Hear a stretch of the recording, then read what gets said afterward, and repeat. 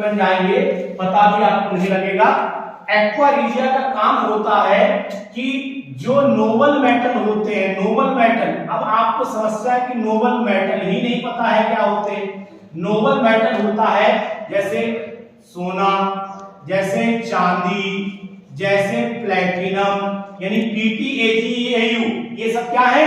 Nobel metal, जो सामान्य रूप में किसी से कोई अभिक्रिया नहीं करते। आपने देखा होगा कि सोने की अंगूठी पहने हैं, दिख रहा, चांदी की अंगूठी पहने हैं, कॉपर पहने हैं, लोहे के भी छल्ले पहन लेते हैं। किसी को देखा कोई सोडियम की अंगूठी पहने घूम रहा?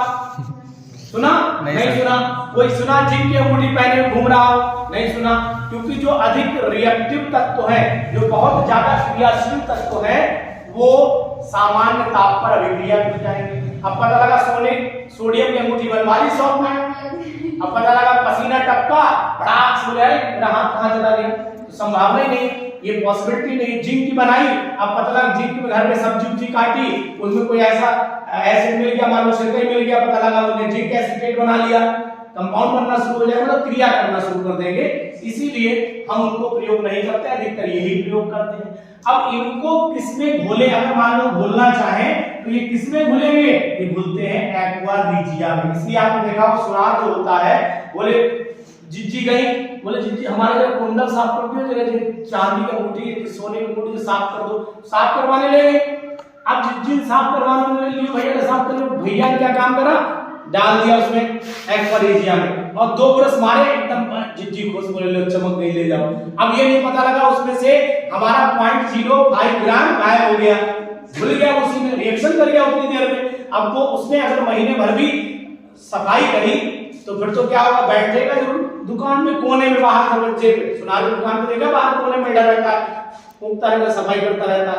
तो वो क्या है? वो डिसॉल्व तो करेगा, महीने भर में पता लगा 10,000 का डिसॉल्व कर लिया उसने, बाद में निकाल के उसको जो है रिसाइकिल कर लिया, और रिसाइकिल करने के बाद अपना बेच के काम चला रहा है। तो वो पैसा कहां से कमा रहा? धुलाई में तुमने कितने रुपए दिए? 20, लेकिन उसने 200 का तो माल पार कर दिया उसमें से। अब ये एक्वा रीजिया बनाते कैसे हैं? एक्वा रीजिया जो होता है ये कंसंट्रेटेड HNO3, यानी कि सांद्र HNO3, कंसंट्रेटेड HNO3 और कंसंट्रेटेड HCl का मिक्सचर होता है, लेकिन इसका रेशियो निश्चित है 1:3। यानी अगर 1 ml HNO3 लोगे, 1 ml HNO3 लोगे तो 3 ml आपको HCl लेना पड़ेगा कंसंट्रेटेड।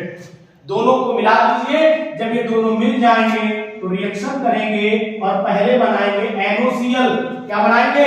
NaCl बनाएंगे, और यहां से 2 बूंद जिंदगी की निकलेंगी, मतलब जल बनेगा, और साथ ही साथ बनेगी नेसेंट क्लोरीन, नवजात क्लोरीन, परमाणु वाली क्लोरीन बनेगी, जो बहुत ज्यादा क्रियाशील होती, बहुत ज्यादा क्रियाशील होती। जैसे निकलेगी, अब तुमने तो डाल रखा था सोना, इसने 3 क्लोरीन आए, अभिक्रिया की और बना लिया AuCl3, और ये नीचे बैठ गया आपके अंगूठी में से। सोना कहां चला गया? क्लोरीन के साथ रिएक्शन कर गया। इसने क्लोरीन को देखा, तुरंत जमन ही नहीं माना, बोले आओ हमारे साथ घूमने चलो, लेके क्लोरीन को। ऐसे मान लो प्लेटिनम मिला, तो प्लेटिनम में 4 क्लोरीन आ गए, अभी 4 क्लोरीन की रिएक्शन करके क्या बना लेंगे? PtCl4 बना लेंगे। तो ऐसे करके ये शुरू हो जाएगा, और ये धीरे धीरे सोना, चांदी और ये सब चीजें घुलना शुरू हो जाती है। तो नोबल मेटल जो होते हैं किसमें घुलते हैं? एक्वा रीजिया में। तो अगर मैं ये अंगूठी अपनी लैब में एक्वा रीजिया में डाल के चलाऊं और यहाँ पढ़ाना शुरू कर दूं, और जाऊंगा तो मिलेगा मुझे कुछ नहीं, केवल सिंपल देखिए, ये मैंने एक्सपेरिमेंटल प्रूव किया है। मैं पिछली बार कॉलेज में पढ़ा रहा था, तो मैंने एक चाबी ले ली, चाबी, तो मैंने बच्चों का देखो मैं इसे एक्वा रीजिया में डाल के भी पढ़ाने सकता हूँ। 40 मिनट पढ़ाया मैंने पीरियड, लौट के आया तो चाबी उसमें नहीं थी, क्योंकि चाबी लोहे की थी, बहुत ज्यादा क्रियाशील थी, तो वो तो और जल्दी घुल जाएगी।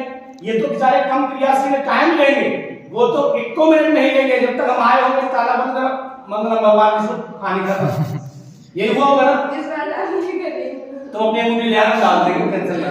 ठीक है, तो अगर आपसे कोई पूछे कि सोना, चांदी, प्लेटिनम ये किसमें आसानी से घोल सकते हैं, तो जवाब क्या आएगा? Aqua regia. एक्वा रीजिया होता क्या है? एक्वा रीजिया मिश्रण होता है, मिक्सचर होता है HNO3 और HCl का, और अनुपात कितना होता है? 1:3 का होता है। ये क्यों घोल लेता है? क्योंकि इसके अंदर कौन सी गैस बन जाती है, क्लोरीन, नवजात क्लोरीन बन जाती है, बहुत ज्यादा क्रियाशील होती है। हाइड्रोजन देखो कितने, 1 और 3 4, उधर भी 4 है हाइड्रोजन, इधर भी ऑक्सीजन देखो 3 है, तो यहाँ भी 1 और 2 3 हो गए। क्लोरीन कितने हैं यहाँ पर, 3 है, 1 यहाँ होगा 2 यहाँ होगा, बैलेंस है रिएक्शन। तो अगर आपसे पूछा जाए बता देंगे आप।